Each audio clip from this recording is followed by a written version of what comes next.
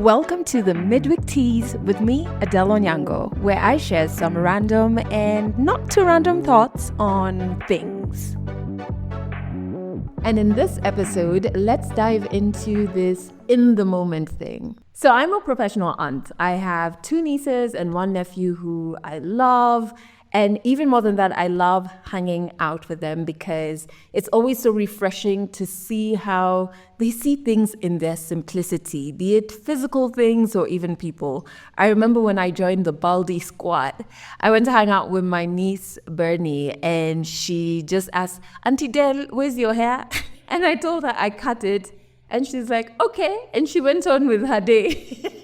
That was it. Simple. But that's not the story I want to share with you. I want to share a powerful reminder I got from my 3-year-old niece, Ayuma.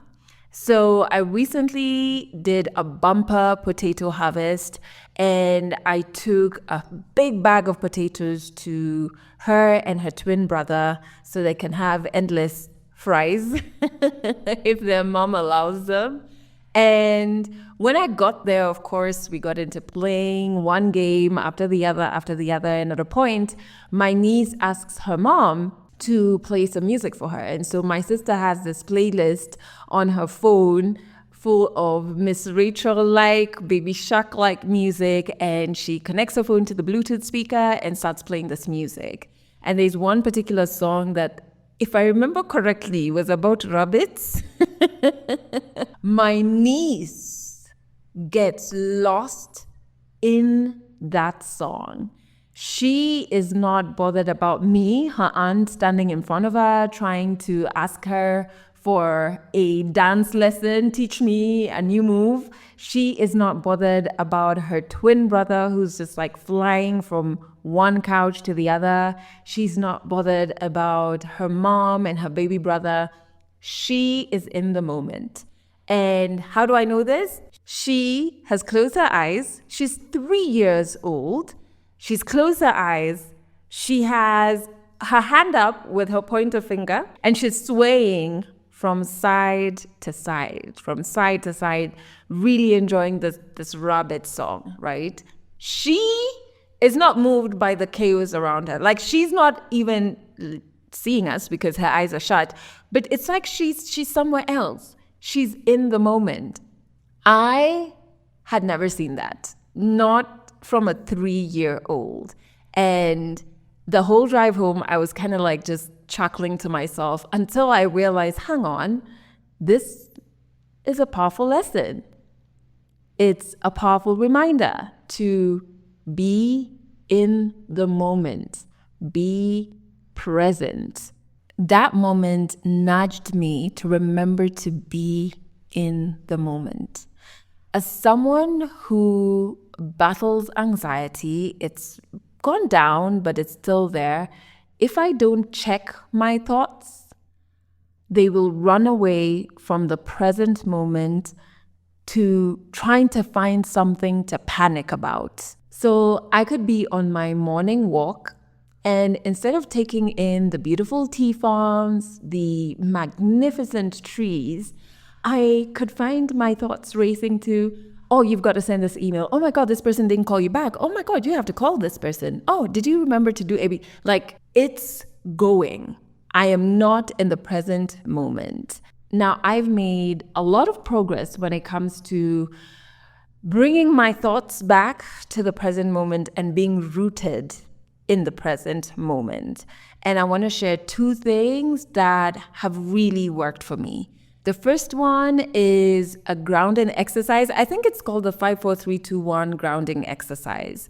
And what it is you have in the moment when you feel yourself moving away from the present moment, think about 5 things you see around you, 4 things you can touch or feel, 3 distinct sounds you can hear, 2 things you can smell, and 1 thing you can taste.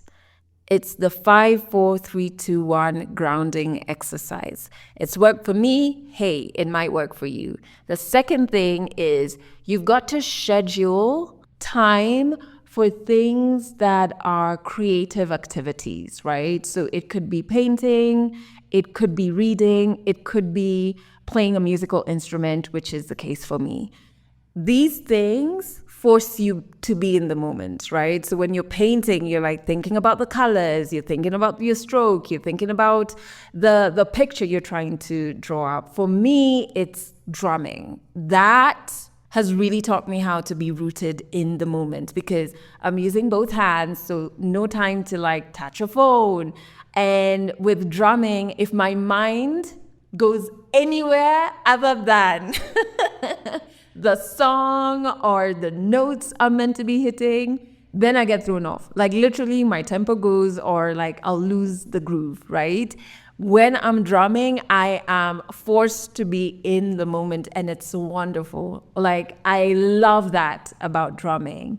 And so outside of the grounding exercise, you could schedule actual things that force you to be in the moment. And a lot of times those things are creative activities.